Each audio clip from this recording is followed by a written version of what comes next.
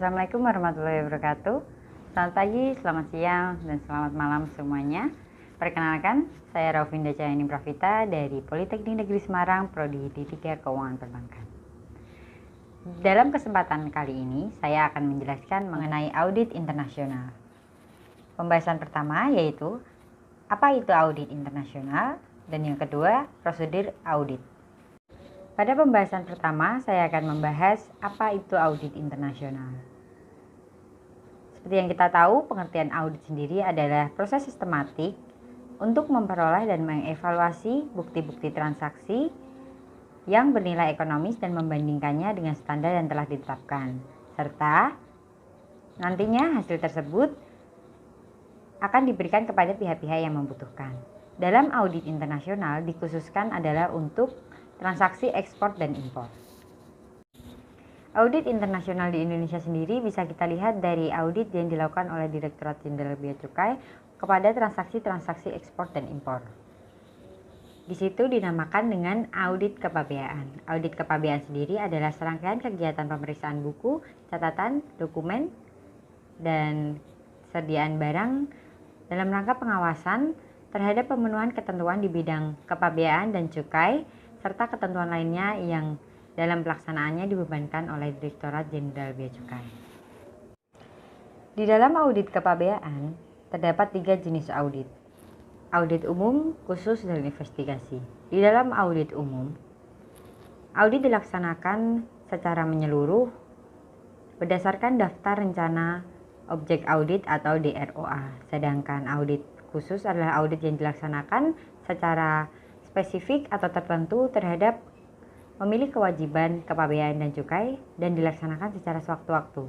Begitu juga untuk audit investigasi dilaksanakan secara sewaktu-waktu karena adanya dugaan tindakan pidana kepabean dan cukai.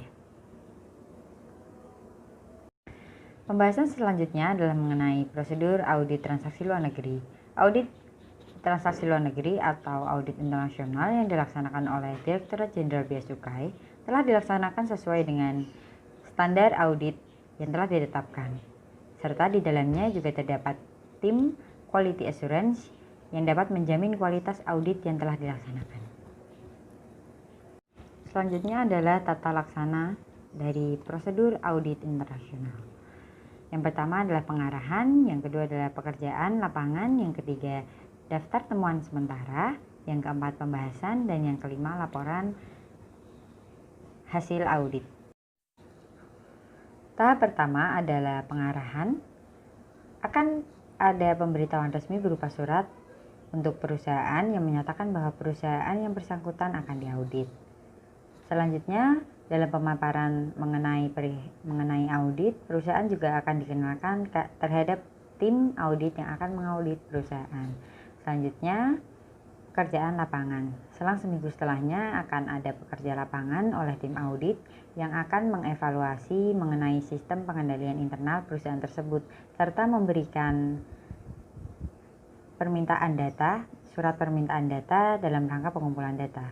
Dan perusahaan yang bersangkutan, perusahaan yang diaudit, wajib memberikan data dalam rangka pengumpulan data maksimal 7 hari setelah surat diterima. Selanjutnya adalah daftar temuan sementara atau DTS. DTS sendiri, DTS yang diterima oleh auditi wajib dijawab setelah 7 hari. Jika auditi menerima seluruh temuan DTS, maka prosesnya akan lebih cepat dibandingkan jika auditi menolak sebagian atau seluruh DTS. Selanjutnya adalah pembahasan. Dalam hal ini DTS yang tidak disetujui akan dibahas ulang di kantor Bea dan Cukai, serta pihak Bea Cukai akan memanggil auditi setiap kali pembahasan. Selanjutnya adalah laporan hasil audit. Sebelum laporan hasil audit dibuat, tim auditi akan membuat berita acara hasil audit yang ditandatangani oleh tim audit serta pihak auditi. Pembahasan selanjutnya adalah mengenai standar audit.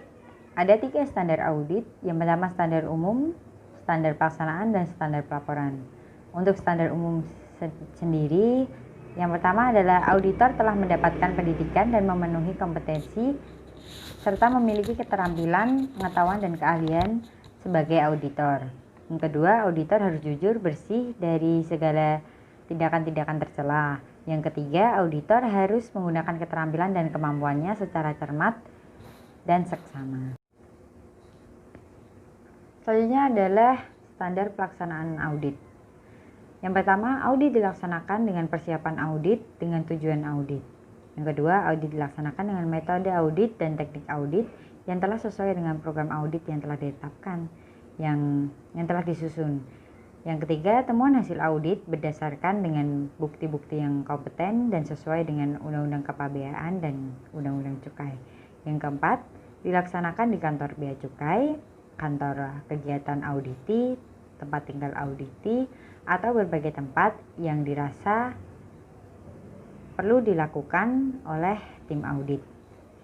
Yang kelima, kertas kerja audit harus disusun dengan baik dan dapat menggambarkan proses audit dan yang akan digunakan sebagai dasar pelaporan pelaksanaan audit. Selanjutnya adalah standar pelaporan.